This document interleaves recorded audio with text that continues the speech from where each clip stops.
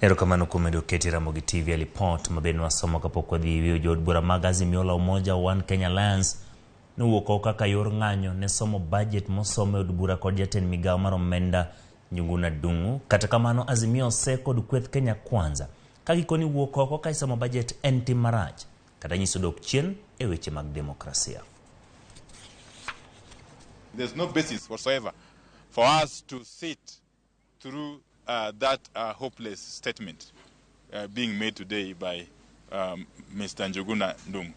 We cannot sit there because our sitting there would sanitize a very flawed process. Would give legitimacy to a very legitimate undertaking.